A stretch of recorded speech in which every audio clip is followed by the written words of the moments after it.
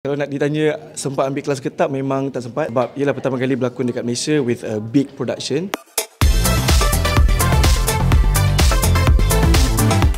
Baik, Gempak bersama dengan pelakon 1, 2 dan dia Rizal Rashid. Apa khabar Rizal? Alhamdulillah baik, sihat. Kita tahu sebelum ni, ini bukanlah pertama kali you berlakon kan? So bila diberi balik peluang dan ini berlakon pula di Malaysia, bagaimana pengalamannya yang you boleh kongsikan bersama dengan kami? Pengalaman ni bagi saya sangat berharga. Saya sebelum ni memang pernah berlakon, cuma masa tu dekat Brunei. So bila dapat peluang untuk berlakon dekat Malaysia ni, mungkin ni satu pengalaman baru bagi saya. Dan juga benda baru yang saya belajar dekat sini. So saya anggap benda ni macam, oh okay, ini peluang saya untuk belajar benda baru. Sebab saya sebagai orang Brunei nak adapt dengan cara lakonan kat sini dan cara bekerja dengan set dekat sini macam mana. So banyak benda yang saya belajari dekat sini dan Alhamdulillah so far saya rasa tim dan juga pihak daripada You dan juga Global Station memang sangat membantu saya lah untuk saya berlakon dan juga memudahkan kerja saya dekat sini. Perbezaan tu kan, macam Rizal kata berlakon di Brunei dan Malaysia tu agak berbeza. Apa yang mungkin boleh dikongsikan, apa yang berbeza tu? Okay, mungkin perbezaan daripada segi size of group kot ataupun size production. Sebab dekat Brunei memang kita ada banyak production, cuma dia tak sebesar macam dekat Malaysia. And mungkin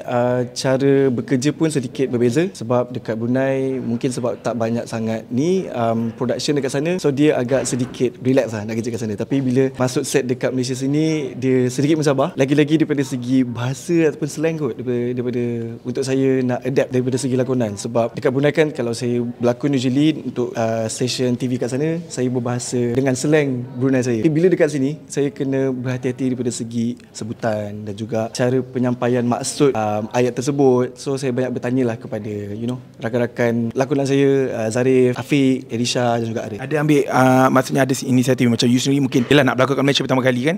Pertama kali kan? Di Malaysia.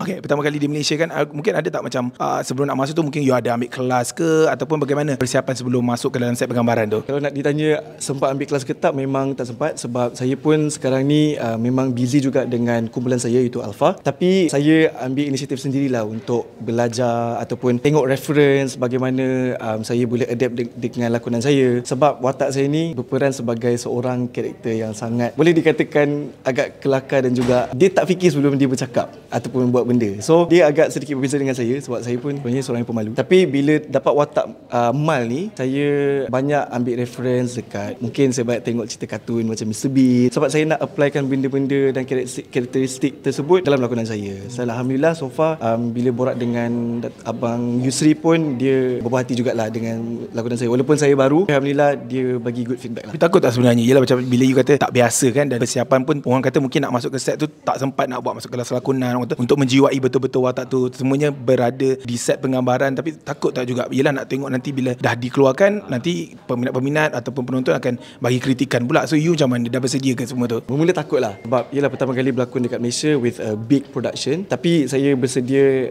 dengan kritikan. Kalau let's say lakonan saya tak berapa memberi impact dekat orang, saya akan terima benda tu untuk saya improve the next project yang insyaAllah kalau saya dapat lagi berpeluang untuk berlakon memegang watak lain. Sebab bagi saya mungkin this not the first and the last saya akan berlakon. Sebab walaupun saya punya impian saya memang nak jadi penyanyi, tapi saya takkan tolak kalau let's say lepas ni ada lagi tawaran berlakon. So, boleh kata you merindui lah bidang lakonan ni. Sebab yelah dah pernah berlakon kat Brunei kan. So bila dapat ni macam orang kata mengobati rindu you untuk kembali berlakon lah. Betul sebenarnya.